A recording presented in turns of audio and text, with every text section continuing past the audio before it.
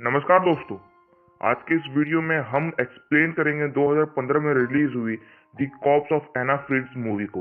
Movie के start होते ही हमें पता चलता है कि एक पॉपुलर और खूबसूरत एक्ट्रेस की रहस्यमय तरीके से एक पार्टी में मौत हो गई होती है और उस एक्ट्रेस का नाम होता है एना फ्रिट्ज। एना फ्रिट्ज की डेड बॉडी को अब मुर्दा घर ले आया गया है। यहाँ पर एक वर्कर जिसका नाम पाव है वो एना की एक पिक ले लेता है। पाव उसी हॉस्पिटल में मुर्दे बॉडी को एग्जामाइन करने का काम करता है। कुछ देर बाद हमें पाव के दोस्तों को दिखाया जाता है। उन दोनों का नाम इवान और हावी होता है। ये लोग पाव से मिलने हॉस्पिटल आए हुए होते हैं। इवान और हावी पाव को पार्टी में साथ चलने को बोलते हैं, लेकिन पाव की शिफ्ट खत्म होने में अभी 1 घंटे और बाकी है। तीनों दोस्त फिर हॉस्पिटल के बाहर आते हैं और ड्रिंक और ड्रग्स करते हैं। कुछ देर बाद इवान पाव से एना फ्रिट्ज के बारे में पूछता है और पाव से ये भी पूछता है कि क्या वो उसे देख सकता है, लेकिन पाव पहले मना कर देता है। लेकिन इवान के बार बार कहने पर वो अपनी जॉब को रिस्क में डालकर राजी हो जाता है। फिर पाव अपने दोस्तों को लेकर मुर्दा घर की ओर बढ़ने लगता है। इवान एना फ्रिट्ज को देखने के लिए बहुत एक्साइटेड होता है, पर हावी थोड़ा सा डरा हुआ होता है, लेकिन फिर भी वो अपने दोस्तों के साथ मुर्दा घर घुस जाता है। अब पाव हावी और इवान को लेके एना फ्रिट्ज के बॉडी के पास आते हैं और उसके ऊपर से सफेद कफन हटा देते हैं। एना बहुत ज्यादा खूबसूरत होती है और इवान खुद को रोक नहीं पाता और एना की बूब्स प्रेस करने लगता है। इवान को ऐसा करता हुआ देख हावी को बहुत ज्यादा डिस्गस्टिंग फील होता है, क्योंकि वो एक एना की मरी हुई लाश थी। एना की खूबसूरती में इवान पूरी तरह से डूब जाता है और अपने दोस्तों को कहता है कि अब वो एना के साथ सेक्स करेगा। हावी उसे ये करने से मना करता है, लेकिन इवान अब पूरी तरह से हवसी बन गया था और हावी की बात नहीं मानता। अब पाव भी एना के साथ सेक्स करना चाहता है। पाव अपने दोस्तों को कहता है कि इससे पहले उसने और एक बार 18 साल की मरी हुई लड़की के साथ सेक्स किया था। हावी को दोनों की बातें बहुत ज्यादा डिस्टर्बिंग और डिस्गस्टिंग लगती है, लेकिन वो कुछ कर भी नहीं सकता था, क्योंकि वो लोग उसके दोस्त थे और उसके दोस्त उसके बात नहीं मान रहे थे। फिर पाव और हावी सामने वाले एक दूसरे रूम में चले जाते हैं। इधर इवान एना के साथ सेक्स करना शुरू कर देता है। इवान के हो जाने के बाद पाव आता है और वो भी एना की डेड बॉडी के साथ सेक्स करने लगता है। तभी सेक्स के दौरान एक अनबिलीवेबल घटना होती है और एना एकदम से अपने आंख खोल देती है और मुर्दा एना फिर से जिंदा हो जाती है। एना की आंख को खुला देख पाव पूरी तरह से डर जाता है और चिल्लाने लगता है। पाव अपने दोस्त को बताता है कि एना फिर से जिंदा हो गई है। एना को जिंदा देख पाव और इवान बहुत ज्यादा डर जाते हैं, क्योंकि उन्हें लगता है कि एना शायद उसके रेप होने की बात पुलिस को बता देगा और इवान उसे मारने का भी सोचता है। दूसरी तरफ हावी एना की हेल्प करने लगता है और उसे बचाने की कोशिश करता है। इवान अपने प्लान जब हावी को बताता है तो हावी ये सब करने से मना कर देता है और एना को बचाने का सोचता है। इस बात को लेकर हावी और इवान में लड़ाई होनी शुरू हो जाती है और इवान मार मार कर हावी का सर फोड़ देता है और हावी के सर से बहुत ज्यादा खून निकलने लगता है। इवान को जब रियलाइज होता है तो वो हावी को सॉरी बोलने लगता है और उससे बचाने की कोशिश करने लगता है। एना की पूरी बॉडी अभी भी काम नहीं कर रही थी, वो बस अपने सर को हिला पाती थी और धीरे धीरे बोल पाती थी। पाव और इवान एना और हावी को लेके मुर्दा घर के साइड वाले कमरे में चले जाते हैं और हावी के खून को साफ करने के बाद पाव अपने कलीग को मैसेज करता है, बताता है कि वो मुर्दा घर में लॉक हो गया है। कुछ देर बाद उसका एक कलीग आके पाव को बाहर निकाल लेता है। दूसरी तरफ हावी का बहुत ज्यादा खून बहने के कारण वो सांस भी नहीं ले पा रहा होता है, लेकिन एट लास्ट हावी मर जाता है। जब पाव वापस आता है तो हावी को मरा देखकर रोने लगता है।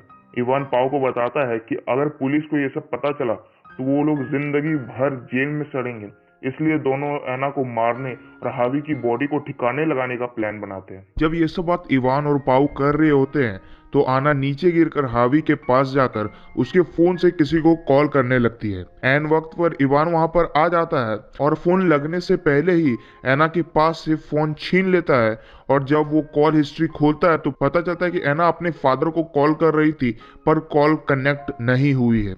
इवान एना की बॉडी को दूसरी जगह ले जाने लगता है कि तभी हावी के फोन में किसी का कॉल आता है। एक्चुअली में ये एना के फादर का था। जैसे इवान कॉल को उठाता है तो एना जोर जोर से अपने फादर को पुकारने लगती है, लेकिन पाव उसका मुंह बंद कर देता है और इवान एना के फादर को कहता है कि एक और नंबर है और उसका फोन रख देता है। इस बात से इवान बहुत ज्यादा गुस्सा हो जाता है। अब इवान हॉस्पिटल के बाहर एक डस्टबिन कंटेनर लेने जाता है ताकि वो लोग हावी की लाश को उसमें डालकर बाहर ले आ सके, और पाव को कहता है कि वो एना के हाथ पैर बांध दे। जब पाव एना का हाथ पैर बांध रहा होता है तब एना उससे रिक्वेस्ट करती है कि वो उसे बचा ले, वो पुलिस को कुछ नहीं बोलेगी। उसका दोस्त इवान एक किलर है, उसने जानबूझकर हावी का गला घोटा था जब पाव बाहर गया था। और एना पाव को ये भी कहती है कि तुम किलर नहीं हो, इसलिए तुम्हें डरने की जरूरत नहीं है और तुम इवान की बात मत मानो। पाव सोच में पड़ जाता है, लेकिन इतने स्ट्रेस होने के कारण वो अच्छे से सोच नहीं पाता और एना के हाथ पैर बांध देता है और उसके मुंह पर टेप लगा देता है ताकि वो चिल्ला ना पाए। और पाव अंदर रूम में जाकर हावी के खून को साफ करने लगता है। एना इस बात का फायदा उठाती है और धीरे धीरे खुद को घसीटकर उस मुर्दाघर से बाहर निकलने लगती है। और इधर इवान कंटेनर लेके मुर्दाघर की ओर बढ़ने लगता है। वो मुर्दाघर पहुंचकर देखता है कि एना वहां पर नहीं है। ये बात जब इवान पाव को बताता है तो दोनों डर जाते हैं और एना को खोजना स्टार्ट कर देते हैं। एना घसीटते एलिवेटर के पास पहुंच जाती है और जैसे वो एलिवेटर बंद होने वाला होता है तभी इवान वहां पर आ जाता है और एना को घसीट कर मुर्दाघर ले जाता है। अब पाव को धीरे धीरे इवान के इरादे ठीक नहीं लगने लगते हैं और वो इवान से कहता है कि एना ने उसे बता दिया है कि तुमने ही हैवी का जानबूझकर गला घोटकर मारा है। लेकिन इवान इस बात से इनकार कर देता है और कहता है कि ये एना जानबूझकर कर रही है ताकि वो हम दोनों को एक दूसरे के खिलाफ भड़का सके। फिर दोनों एना को मारने का तरीका सोचते हैं और डिसाइड करते हैं कि वो लोग एना को दम घोटकर मारेंगे। इवान एक कपड़े लाकर पाव को दे देता है और उसे एना को मारने को कहता है, लेकिन पाव मना कर देता है और कहता है कि वो किलर नहीं बनेगा और हावी का खून भी तुमने किया है और इसे भी तुम ही मारोगे। इवान 2 मर्डर का केस अपने ऊपर नहीं लेना चाहता था, इसलिए वो पाव का हाथ पकड़कर दोनों साथ में एना का दम घोटने लगते हैं। कुछ देर बाद एना हिलना बंद कर देती है और इवान को कंफर्म हो जाता है कि अब एना फिर से मर चुकी है। इसके बाद पाव एना की बॉडी को साफ करने लगता है और इवान हैवी की बॉडी को कंटेनर में डालकर हॉस्पिटल से बाहर निकलने लगता है। इवान हैवी की डेड बॉडी को हॉस्पिटल से दूर कहीं जाकर फेंक देता है और हॉस्पिटल की ओर बढ़ने लगता है। इधर हॉस्पिटल में हमें पता चलता है कि पाव और एना मिले हुए हैं और एना अभी भी जिंदा है। एक्चुअली में एना ने पाव को मना लिया था और वो तब से मरने की एक्टिंग कर रही थी। इवान हॉस्पिटल पहुंच जाता है और पाव को लेकर हॉस्पिटल से बाहर निकलने लगता है। तभी इवान अपनी पर्स चेक करता है और उसकी आईडी कार्ड उसमें मिसिंग रहती है। तब वो दौड़ के मुर्दाघर की ओर बढ़ने लगता है। पाव उसे रोकने की कोशिश करता है लेकिन वो नहीं सुनता और मुर्दाघर के अंदर घुस जाता है और जैसे वो मुर्दाघर का दरवाजा खोलता है वहां वो एना को जिंदा खड़ा पाता है। एना को जिंदा देख इवान को पता चल जाता है कि पाव उसे भी धोखा दे रहा है और वो पाव का गला दबाने लगता है, लेकिन क्योंकि पाव उसका दोस्त होता है इसलिए वो उसे जान से नहीं मारता। तभी एना पीछे से आकर इवान के गले में एक कैंची घुसा देती है और इवान वहीं पर तड़प तड़प कर मर जाता है। पाव ये सब देखकर डर जाता है और एना पाव के पास आकर उसको भी कैंची से मारने लगती है और मार मार कर उसकी जान ले लेती है। और अब सिर्फ इस मुर्दे घर में एना ही है जो जिंदा रहती है और इस तरह से यहीं पर मूवी की एंड हो जाती है।